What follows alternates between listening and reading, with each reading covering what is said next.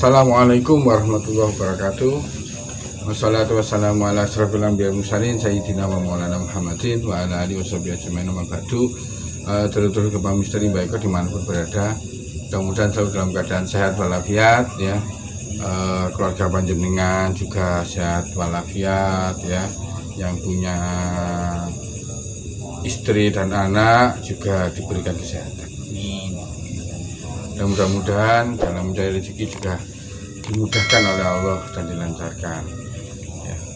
Oke, Duduk Gempa Misteri Mbak Iko ketemu lagi dengan kami ya. Masih seperti biasa ngobrol-ngobrol ya, kita ngobrol-ngobrol santai. Jadi adapun pembahasannya adalah ini saya lihat di kolom komentar yang kemarin itu menanyakan hal bab penjelasan ya tentang apa itu getaran-getaran di konten saya yang cara mendeteksi keberadaan makhluk gaib ya dengan melalui getaran telapak tangan ya. Ini masih ada beberapa pertanyaan dari siapa? Kang Muhammad Romli. Kang Muhammad Romli ya. Muhammad Romli ya. Muhammad Romli. Itu memang sudah saya jawab, cuma memang kurang jelas ya. Jadi memang kalau dengan tulisan kan kurang bisa mewakili. Ini Kang Romli ini tanya, Mbak Eko mau tanya, kalau terasa panas dan dingin hawanya, kalau merasakan benda keris atau akik apa ya Mbak? Ini mungkin ketika ketika mendeteksi pusaka mungkin Mbak ya. Nah, itu kok hawanya bagaimana, terasa panas atau terasa dingin gitu? Sebetulnya gampang juga ya. Jadi kalau memang terasa panas, biasanya yang satu ya jelas energinya berlawanan. Nah, berlawanan ini bisa saja umumnya itu kalau panas itu biasanya energinya negatif. Atau mungkin bisa juga tidak. Tapi kebanyakan ya. Tadi saya kalau deteksi sebuah pusaka atau benda kok terasa panas di telapak tangan, itu bisa jadi energi di benda pusaka itu negatif. Bisa jadi. Ya. Bisa jadi tidak atau mungkin kita yang kurang apa ya, berlawanan, jadi kita merasakan panas efeknya, padahal itu energinya juga negatif ya. Kadang-kadang benda pusaka itu mempunyai sifat melindungi karena memang bukan pemiliknya, jadi dia memproteksi dirinya. Jadi kita yang mendeteksi merasa itu panas ya.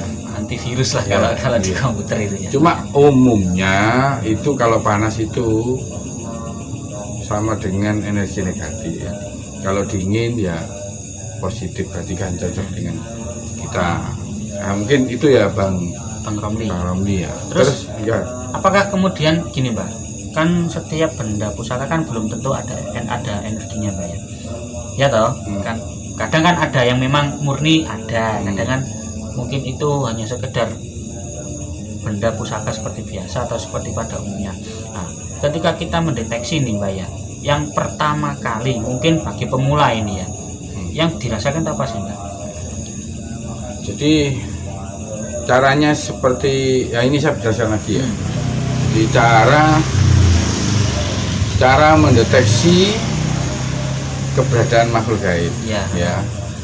Bisa digunakan untuk mendeteksi benda-benda pusaka apakah memiliki energi atau tidak. Yang pertama sangat bergantung dengan konsentrasi ya, konsentrasi kita ya, kita konsentrasi terus kalau mendeteksi keberadaan makhluk ya, itu cukup tangannya diarahkan ke depan gini tanpa ada tenaga, istilahnya apa ya, enggak, jadi kosong, tangan ini kosong, perlawanan sama sekali, tidak ada perlawanan ya, kosong. Nah, nanti ini coba dikonsentrasikan, jadi kita konsentrasi mengkosongkan ini untuk bisa merasakan energi di luar kita ya, di sekitar kita, energi dari makhluk gaib ya. Nah, kita minta kepada Allah supaya diberikan bisa merasakan. Ya Allah, tunjukkan di mana tempat makhluk gaib itu berada. Ya. Minta kepada Allah agar ditunjukkan. Jadi ini nanti tangan kita yang begini nanti. Ini kan tidak ada tenaga. Ini akan bergerak dengan sendiri. Dia akan bergerak nanti. Nah, itu diikuti. Ya Allah, tunjukkanlah di mana tempat makhluk gaib itu berada. Nanti dia akan datang. Nah, nanti diikuti aja. Ketika sudah katakanlah itu ada sambungan, Pak ya. Ya, ini ini akan bergerak sendiri dan akan ketarik. Jadi ikuti aja sendiri. Tapi harus tetap konsentrasi ya. Kalau bisa diusahakan konsentrasinya terbuka matanya. Jadi memang butuh latihan. Konsentrasi itu terbuka matanya. Kalau tertutup nanti bahaya. Bisa nabrak. Iya. Matanya ketutup kan. Nabrak. Jadi usahakan terbuka tapi tetap konsentrasi di telapak tangan ya. Terutama di ini. Di telapak tangan ini. Ini akan bisa merasakan getarannya. Nah, itu nanti ada yang tanya-tanya. Itu rasanya itu seperti apa? Apakah tangan itu kesemutan atau dingin atau ada apa ya? Kayak gitu loh, Pak. Jadi ada bermacam-macam. Ya seperti tadi ada energi panas, ada energi dingin. Itu istilahnya energi dari makhluk itu ya, yang terasa ya. Ada yang kemarin ditanyakan Mas Ramli ini, dia terasa ada denyut-denyut, getaran lah, ya, denyutan di area telapak tangan ini. Denyutan itu berarti kan ada energi perlawanan dari si makhluk gaib ini. Jadi ada terasa kayak ada denyutan gitu. Jadi ada serangan balik. Nah ini baru tahu saya ini, Mbak. Jadi ketika makhluk tersebut merespon, Mbak ya. Jadi ketika dia berusaha untuk memberikan perlawanan kita, itu rasanya seperti ada dorongan kayak kesemutan, tapi dia ada denyutannya. Seperti itu. Nah, kalau rasanya kesemutan itu bisa dua macam. Bisa karena energinya makhluk gaib, bisa karena capek. Jadi tangannya begini, itu tangannya kesemutan. Jadi kesemutan itu bukan berarti terus ada energi, enggak. Itu bisa jadi karena tangannya kecapean. Jadi dinaikkan lagi, konsentrasi lagi begini. Nanti insya Allah akan bergerak sendiri. Sambil minta sama Allah ya Allah, tunjukkan di mana makhluk gaib itu berada. Allah tunjukkan di mana makhluk gaib itu berada. Sambil konsentrasi. Ini insya Allah akan bergerak. Nah, ketika kita merasakan energi itu, Mbak ya, apakah ada bacaan tertentu atau hanya cukup kalimat yang barusan diucapkan itu? Iya, enggak usah pakai doa-doa yang aneh, enggak usah. Hanya cukup konsentrasi aja, minta kepada Allah supaya tunjukkan di mana makhluk gaib itu berada. Dengan konsentrasi loh ya. Iya. Insya Allah bisa. Coba aja diperhatikan. Coba diperhatikan aja. Ini berjalan sendiri nggak tangannya? Coba aja sih. Coba apa? Sekarang ini. Iya, sekarang. Coba aja sekarang. Nah, biar subscriber kita ini bisa tahu ya. Karena belum pernah nyoba ini. Ya, jadi dulu ya saya pribadi itu belum pernah nyoba mendeteksi secara langsung, cuma bisa melihat lah. Itu yang aneh itu. Sekarang pakai cara ini. Kita coba ya, saya coba ya, Rek. Kosong aja, konsentrasi, minta dideteksi di mana tempat makhluk itu berada. Ya Allah, tunjukkan ya Allah. Jangan dilawan. Jadi kalau ada pergerakan kemana tangan ini bergerak, itu nanti akan ada gerakan.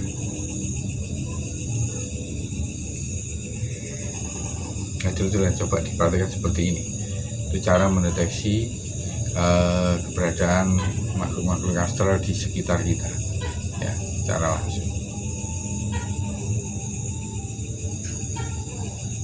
Ini tangan saya sudah mulai gerak sendiri ya, guys ya. Ini bisa dilihatkan, Pak. Mungkin bisa dilihatkan, Pak.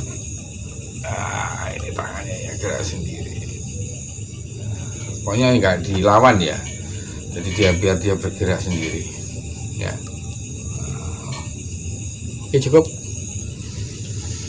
Oke sih. Apa yang dirasakan ini? Kayak itu tadi Mbak, kayak apa ya? Dut gitu rasanya. Apa ya, ada ya tadi loh Mbak, yang jenengan katakan tadi kayak ada perlawanan mungkin Ya, Mbak. bisa jadi perlawanan, bisa jadi apa ya, nyambung Ya, nyambung dengan energi makhluk kayak gitu, bisa jadi seperti itu. Nah, ini betul-betul bisa dipraktekkan di langsung rumah ya.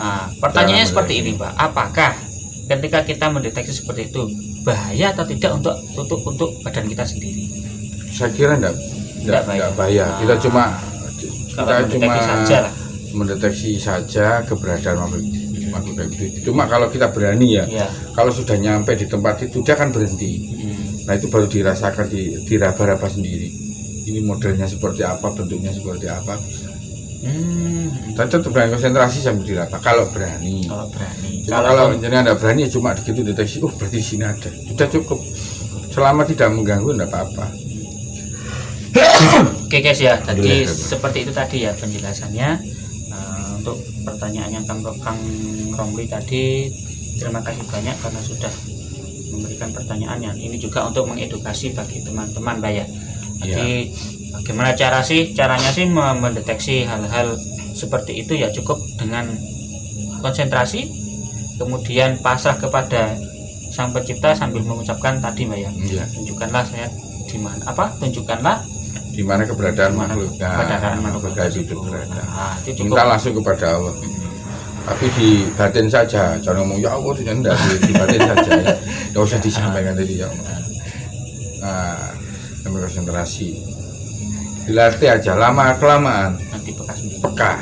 Lama kelamaan kalau sering dilatih itu cukup diam gini akhirnya langsung sudah tahu kalau sering dilatih. Tapi kalau tidak sering dilatih ya kalau kita memang tidak jarang latihan ya sulit. Awal-awal memang agak sulit, tapi kalau sudah sering dilatih insya Allah bisa. Oke Mbak, mungkin cukup. Itu sudah sangat jelas ya guys ya. Nah, mungkin dari teman-teman subscriber ingin bertanya lagi apalah, terserah monggo. Nah, yang penting tujuannya kita ini memberikan edukasi, memberikan berbagi ilmu lah Mbak, seperti itu ya Mbak ya. Sharing, jadi sharing gitu. Bukan maksud saya ini lebih pintar atau lebih sakti atau lebih apa. Enggak ya, jadi kita sharing karena saya selama ini dengan cara itu sudah bisa.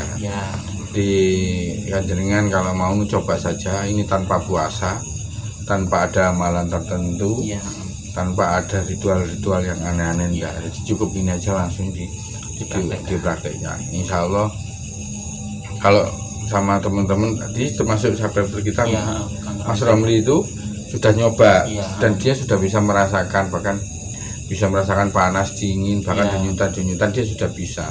Jadi mungkin kalau ini pandangan coba sampai dengan yakin, mohon pada Allah betul-betul insya Allah bisa.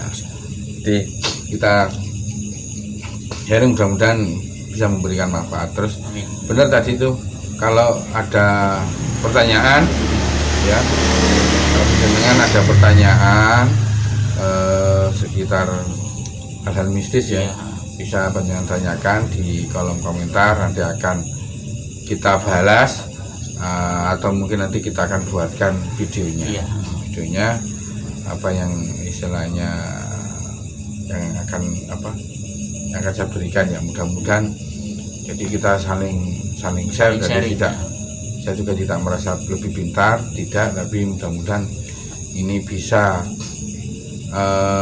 menjawab, bisa membantu unek-unek dari panjenengan.